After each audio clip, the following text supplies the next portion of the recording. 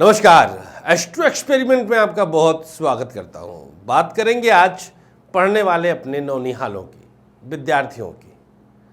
पढ़ने के लिए कंसंट्रेशन की आवश्यकता कितनी होती है, कितनी अनिवार्य होती है, इसके लिए कुंडली का पंचम भाव बहुत डीपली रिस्पॉन्सिबल है।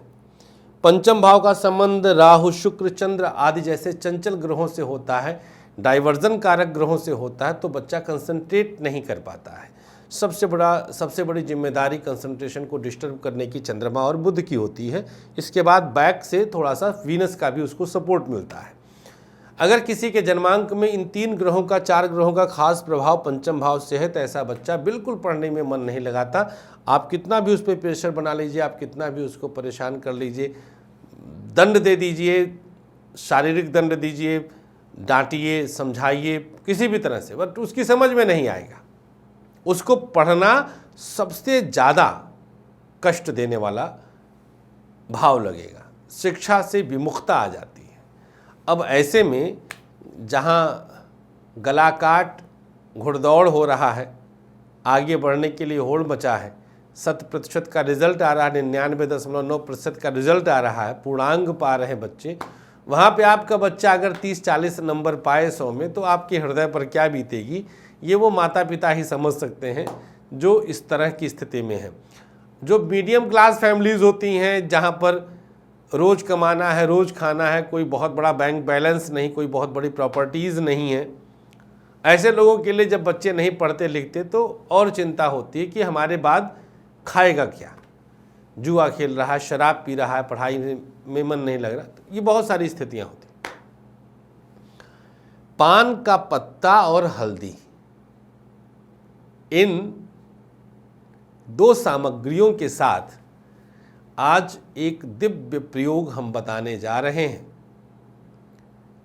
इसका लाभ हर उस पढ़ने वाले बच्चे को प्राप्त होगा जो चाह के भी कंसंट्रेट नहीं कर पाता। अब जो कंसंट्रेट नहीं करना चाहेगा तो उसके लिए भैया भगवान मालिक। तो आइए जानते हैं आज का ये प्रयोग। लेकिन बता दूं कि पान का पत्ता और हल्दी काम कैसे करेगा। पान के पत्ते में जल होता है, इसमें जल की मात्रा बहुत होती है।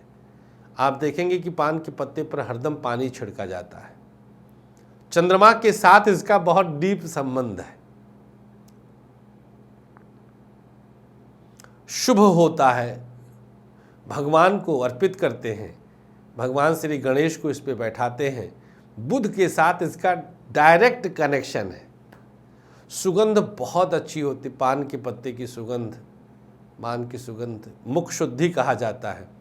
बुध पीड़ित हो तो मुख में बदबू आता है, बुध अच्छा हो तो मुख से खुशबू आता है। खुशबू के लिए पान का सेवन किया जाता है। हल्दी बृहस्पति, तो चंद्र, बुध, बृहस्पति और खुशबू से शुक्र। चंद्र, बुध, बृहस्पति और शुक्र, ये संबंध जुड़ गया। औषधीय गुणों के कारण सूर्य भी इसमें आ ही जाता है। मुख लाल होता है पान खाने से। बहुत सारे प्लैनेट्स हम कनेक्ट कर देंगे सेकेंडों में। फिलहाल के लिए हम 3 ग्रह ले रहे हैं, चंद्रमा, बुध और बृहस्पति। इन तीनों को अगर बैलेंस कर लिया जाए प्रयोग के द्वारा तो हम उस समय बच्चा हमारा पढ़ने में बिल्कुल टॉपम टॉप रहेगा। क्या प्रयोग है नोट कर लें। हर माता पिता इसको नोट ना करे, इसको कर डाले, और प्लीज़ इसको आप टोटका कह करके गाली मत दीजिएगा। This is an experiment. यह एक प्रयोग है जो हम कनेक्ट कर रहे हैं डायरेक्ट प्लैनेट्स के साथ, लॉजिकली आपको समझाते हुए। जैसे आप टोटका कहेंगे बच्चे समझ नहीं पाएंगे, जब आप प्रयोग कहेंगे, एक्सपेरिमेंट कहेंगे, प्रैक्टिकल करेंगे तो बिल्कुल आसान है। जहाँ बच्चा पढ़ता हो, अब यहाँ पढ़ने की दिशा वगैरह, वास्तु वगैरह में हम घुसेंगे नहीं। अब आप अपनी सुविधा के हिसाब से देख लीजिएगा। आपके घर में एक कमरा है तो बच्चा उसी में पढ़ेगा, अब उसमें कहाँ हम ईशान और उत्तर पूरब ढूंढने जाएंगे, नहीं। तो जहाँ भी बच्चा पढ़े, बिस्तर पे पढ़े, जमीन पे पढ़े, जहाँ भी पढ़े, ध्यान दीजिएगा। स्टील की कटोरी में नीचे पान का पत्ता रख दीजिए, यही हरा वाला पत्ता, मगहा उगहा क्या आता है इसमें, पहले हम बहुत पान खाते थे, बनारसी पान और कहाँ कहाँ का होता है। तो एक स्टील की कटोरी में पान का पत्ता, उसमें 1 चुटकी हल्दी डाल दीजिए, काम पूरा हो गया। जहां भी बच्चा पढ़ रहा है दाहिने हाथ पर इसे रख दीजिए। कितना आसान प्रयोग है बताइए। एक पान का पत्ता 2.5-3 रुपये का मिलेगा, और एक पान का पत्ता अगर फ्रिज में रख देती हैं आप तो कम से कम हफ्ता भर 10 दिन तो चलेगा ही। तो मात्र 2 रुपये के खर्च में, 5 रुपये के खर्च में आपका बच्चा कम से कम 15 से 20 घंटे मन लगा के पढ़ेगा, विलक्षण रिजल्ट आएगा। इंटेलेक्चुअल प्रॉपर्टी है मेरी, कहीं नहीं लिखा मिलेगा। और ज्यों का त्यों अगर किसी नकलची ने लिखा, अच्छा एक और बात बता दें, डिट्टो मेरा नाम के साथ किसी ने छेड़छाड़ करके आईडी बनाया है यूट्यूब पर, और वो लिखता रहता है कुछ न कुछ, मोबाइल नंबर देता है, मोबाइल रिचार्ज करने के लिए कहता है। तो मैंने ऑनलाइन FIR उसका कर दिया है, वो आप हमारे कम्युनिटी में जा कर के देख सकते हैं।